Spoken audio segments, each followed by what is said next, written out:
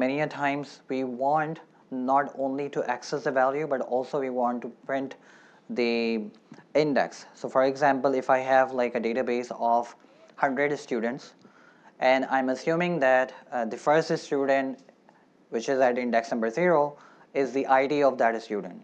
Similarly, second student has an ID 1. So I'm interested in not only getting their names, but also their IDs. So which means that I'm not only interested in grabbing the value from the container, but also where they are placed in the container. So let's take this example. Data equals ABC. So first try to read the code line by line. What is happening here? For index, what is index? Is the name of the variable. You can give any name, just like I gave I. You can give your name. In is the membership operator.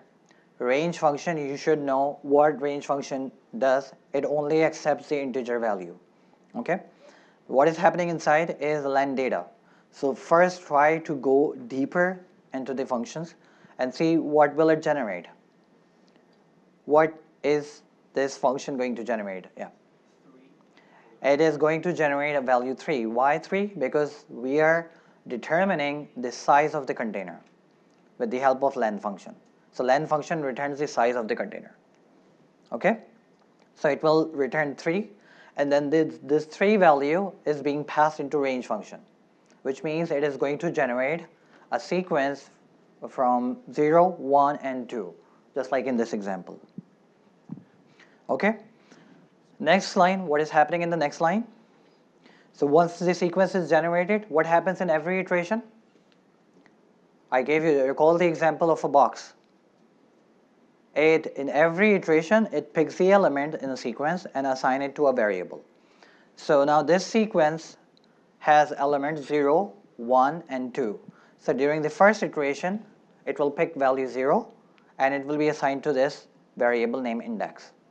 Okay, so once we have an index value, I can access an element of a container, data, and I'm specifying the index value here. Is it too complicated to understand? So in the first iteration, what is the value of index? It's 0. So data is just like data. And during the first iteration, it is this. Okay? During the second iteration, the value is data 1. Similarly, data 2 in the third iteration. Okay? So once I have this value, what I'm accessing is the value and assigning it to value, and I can print the index and the value both together. So this would be an output. Element 0 is A, element 1 is B, element 2 is C. Similarly, I could have replaced it with the student's database. Student 0 is John, student 1 is Hassan, maybe. Okay, and so on and so forth. Make sense? So this is how we can access the index as well as the value.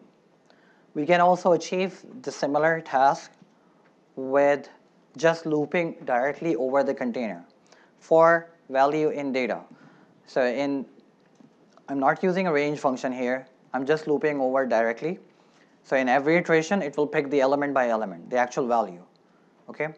And we have already discussed the function index we can run on a list.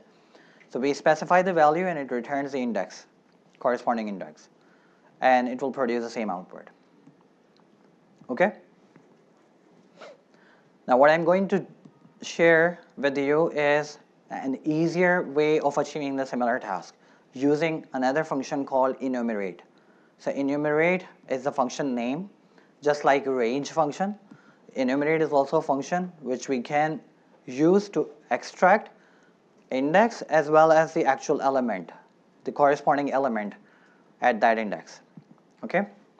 So enumerate function retrieves both the index and the corresponding element at the same time, providing much cleaner and more readable solution for the same task. Okay? So enumerate function, when I'm talking about enumerate function, so enumerate function returns the index and the value, which means that enumerate function only works on container. Okay? Because otherwise it will not make sense. We can only run enumerate function on a container because it returns the value and the index. So see this example. Data has some container 4, 8, 10, and I'm passing this data in enumerate function. So when I pass the container, it will return the index and the value in the same order. Okay, it is returning these two pair of this information in the same order in the form of tuple. Okay, so it is always in the form of tuple. And again, this is the name of the variable. Index is the name of the variable. Value is also a name of the variable. You could have written it like I, comma v. You can also exchange the names like value, comma index. But it does not mean the value here will be an actual value. It will always be an index. Okay?